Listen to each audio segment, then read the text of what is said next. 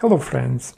These days, on June 15th and 16th, there is a summit on peace in Ukraine taking place in Switzerland near Lucerne. It made me think of the world's most famous peace conference in Versailles in 1919 and what a disaster it was for Ukraine. Please listen to this extract from Oleksander Shulhyn's memoirs. He was Ukraine's Minister of Foreign Affairs and a member of Ukraine's delegation at the Paris Peace Conference in 1919, where the fate of interwar Europe was decided. Unfortunately, neither Prime Minister David Lloyd George nor President Wilson considered his proposal seriously. I liked this extract from his memoir because, on one hand, you can see that some things never change, like a desire to look for good Russians. But on the other hand, a lot has happened in 105 years, and Ukraine is definitely in a much better place politically than it was in 1919. Nevertheless, listen carefully and keep in mind that it was written in the 1950s about the events of 1919. Please have a listen. The proclamation of the 14 points of President Wilson, the official statement of the principle of self-determination of peoples, made a great impression upon Ukraine in 1918. This noble speech gave hope both for the speedy ending of the World War and for the victory of the Ukrainian national idea. These hopes deceived us, and the principle of self-determination was not carried out in full measure, especially for the Ukrainian people. Although the principle of self-determination of nations was taken into consideration at the peace conference in Versailles, it was not applied consistently. Ukraine as a state was defeated in 1919 in Versailles. For a long time, Ukraine had been reduced to the role of a Russian province. Europe and the world had forgotten Ukraine's striving for independence. All the great powers that made the Versailles Treaty were very hostile to the communist Russian government. In their view, the communization of Russia was a temporary phenomenon. But they were not even willing to hear that Russia was composed of more nations than the partitioned Austro-Hungarian Empire. They divided the latter, but Russia had to remain untouched? Why? The Russian anti-Bolshevik delegation, which consisted of well-known figures of the old Russia, resolutely supported them in this mood. The Poles, because of their claims to the western Ukrainian lands, were likewise hostile to the idea of Ukrainian statehood up to 1920. After the conclusion of the unfortunate Warsaw Treaty of 1920 with Ukraine, Poland, although it insisted upon its plans to extend its frontiers at the expense of Ukraine, stopped all hostile attacks on Ukrainian statehood and even sympathized with it.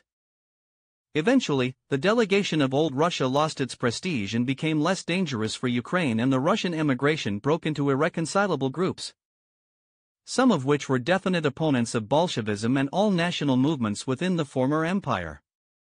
Others wavered in their anti-Bolshevism and criticizing sharply the internal policy of the Soviets, yet admired the successes of the foreign policy of Moscow. But the international influence of the White Russians fell lower and lower and approached zero. All this would be much later, but in 1919, when all questions were to be decided, we were surrounded by very hostile influences or by complete indifference and disregard. Meanwhile, in Kiev, self-determination was carried out in practice in 1917-1918. This was either not known in Paris or the people did not wish to know about it.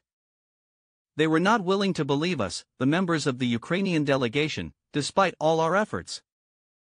We were a new nation, little known, at times the victims of hostile slanders, and we had for a long time to work very carefully both in Paris and especially in Geneva, for them to begin to listen to us. But the further course of events compelled people to believe that we were right.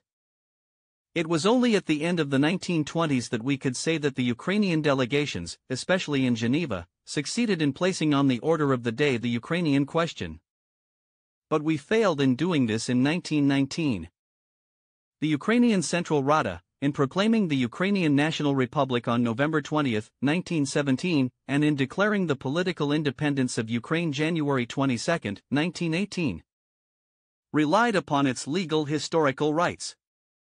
In 1654, Hetman Bogdan Khmelnytsky in the name of Ukraine voluntarily made an agreement with the Moscow Tsar Alexei Mikhailovich and acknowledged his protectorate over Ukraine on the condition that we would preserve the sovereignty of the Hetman and very much of the state character of Ukraine. But the Moscow Tsars during the 17th and especially the 18th century began to destroy the principle of the sovereignty of Ukraine.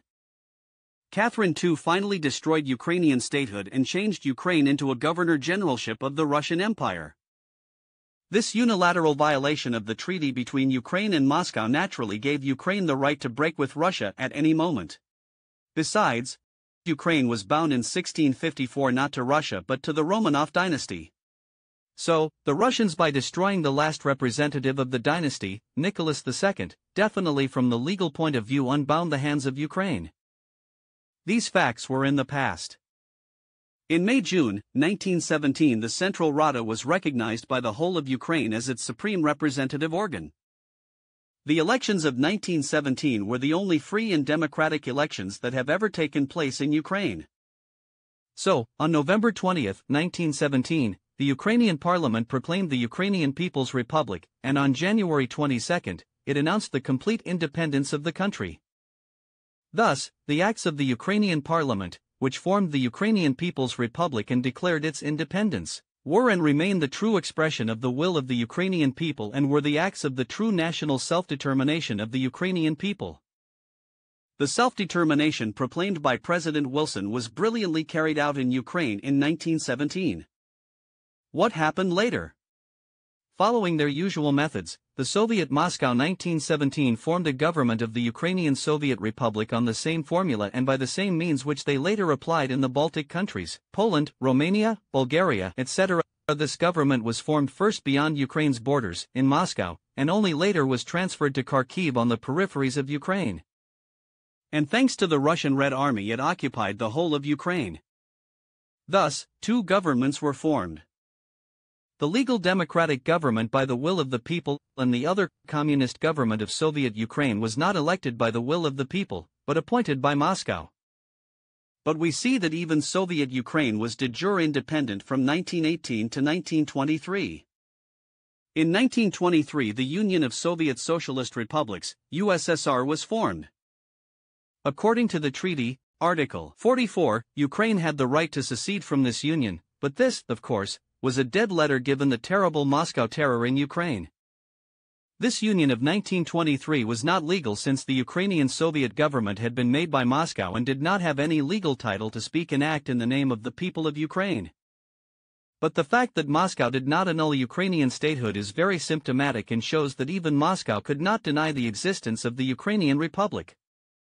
Before the occupation of Ukraine by the Soviets, the government secured the recognition of Ukraine by France, England, Germany, Austria-Hungary, Turkey, Bulgaria, Finland, Poland, Estonia, Latvia, Romania, Georgia, all the Caucasian republics, and Argentina. Moscow, before occupying Ukraine, also officially recognized it by the Armistice Agreement made in May 1918 in Kiev and published in the League of Nations. During its existence in 1920, Ukrainian Republic declared its desire to enter the League of Nations, but the question was postponed because the Russian Communist Army was then occupying Ukraine. In 1945, Ukraine, this time a Soviet state, was accepted into the United Nations as a charter member. By doing this, all the UN states have recognized Ukrainian statehood. Taking all these facts into consideration, we see that Ukraine has long since passed through the stage of self-determination. It is no longer a question of applying to it that principle, which was proclaimed by President Wilson. Now in the 1950s, it is the same question that the Western powers had in the case of Germany after WW2. It is a question of introducing free elections into Ukraine and Belarus, the Baltic states, Poland, Romania, Bulgaria, Czechoslovakia, and Hungary. These elections must lead to the formation of new governments, which will correspond to the will of their people. Only in this manner can there be now appointed to the enslaved nations, and first of all to Ukraine, the 14 points of President Wilson, the principle of self-determination. Diplomacy is important, but the real negotiation is happening right now on the battlefield. As always, I will leave links to the trusted charities, and you can make a difference. You can make the Ukraine's negotiation position stronger by donating to the charities in the description below. The weaker the Russia is on the battlefield, the faster it will realize that it needs to get the fuck out of Ukraine. And only this way the actual sustainable peace can happen. Thank you for your help, and keep donating to Ukraine. Keep supporting the Ukrainian cause.